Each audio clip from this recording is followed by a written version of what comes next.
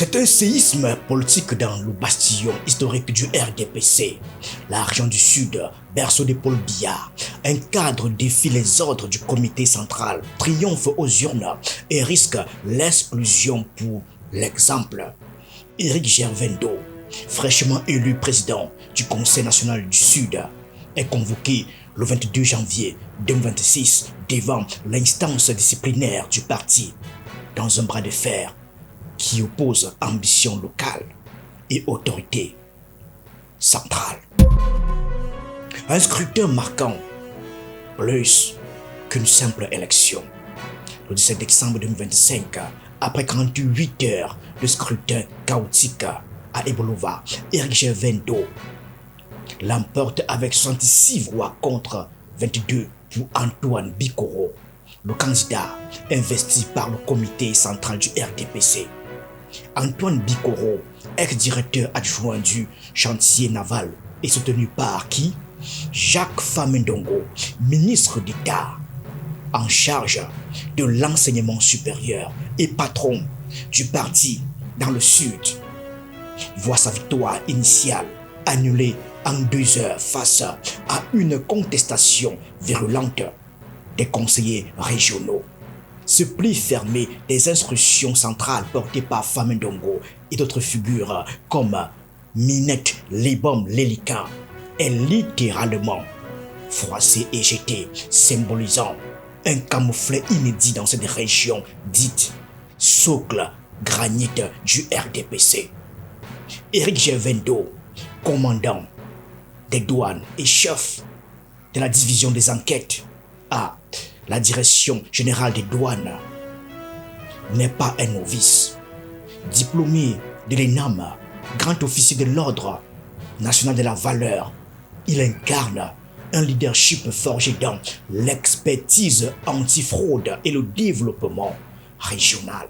Il avait déjà été vice-président du conseil régional sortant et s'était même imposé comme figure reconnue dans sa communauté de la Villa.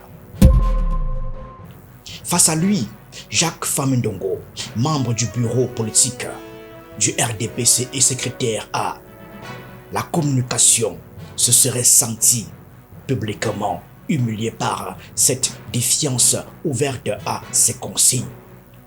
Antoine Bikoro, quant à lui, représentait l'appareil central du RDPC, mais la base a préféré l'ambition locale de Gervendo, originaire de Yezom Mefo. Mais au-delà de l'aspect démocratique du scrutin, c'est le contexte politique qui rend ce résultat encore plus explosif. Le RDPC, parti du président Paul Biya, a toujours insisté sur la discipline interne et le respect des investitures décidées par le comité central. À quelques jours de l'élection, une communication du ministre d'État Jacques Famendongo, secrétaire à la communication du comité central du RDPC, rappelait sans équivoque que les conseillers régionaux devaient se conformer strictement aux directives de vote émanant du sommet du parti. Toute déviation serait perçue comme une faute grave. Pour la hiérarchie du parti, ce rappel à l'ordre n'était pas une simple formalité. Il s'agissait de préserver l'unité du RDPC dans un moment stratégique, alors que le pays se prépare aux élections générales de mai 2026. Or, Éric Gervendo a défié cette injonction en maintenant sa candidature contre l'investiture officielle et en l'emportant. Il a brisé l'une des règles non écrites mais fondamentales du fonctionnement interne du parti. Des sources crédibles confirment la convocation d'Éric Ndo au conseil de discipline du RDPC le 22 janvier, veille de son installation officielle par le gouverneur Félix Ngelengele. Un timing calculé pour intimider.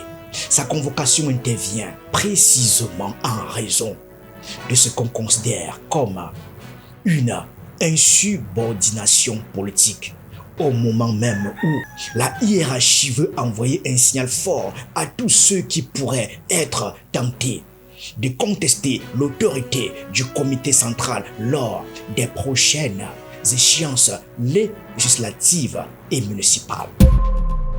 Des sources crédibles au sein du parti indiquent que la sanction envisagée pourrait être sévère et même aller jusqu'à l'exclusion de Gervais-Ndo du RDPC, un geste qui aurait des répercussions au-delà même de la région du Sud.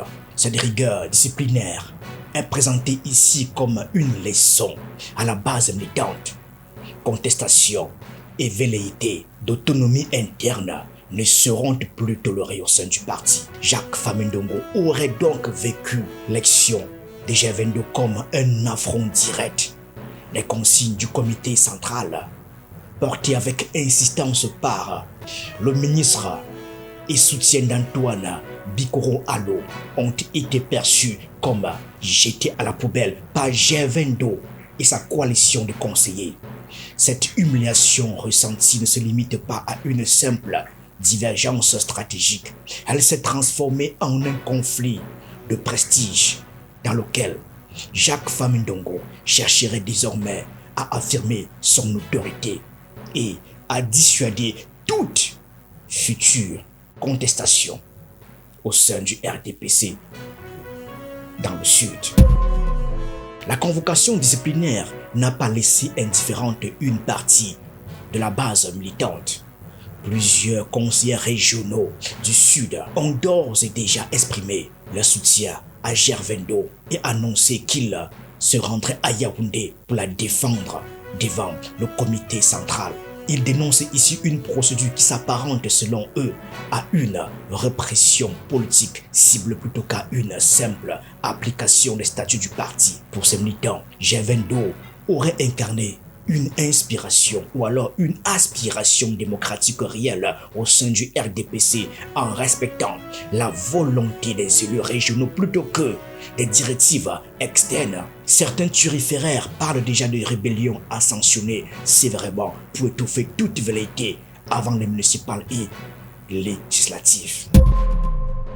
Cette crise révèle un malaise profond, indiscipline récurrente dans le Sud, ras-le-bol face aux investitures opaques et lutte des clans dans le fief de Paul Biya. Une exclusion de Gervais-Ndo servirait d'exemple renforçant la discipline avant les échéances de 2026, mais risquerait d'embraser la région et de relancer les appels à un congrès extraordinaire. Pour Jacques Famindongo, c'est l'occasion idéale de laver l'affront.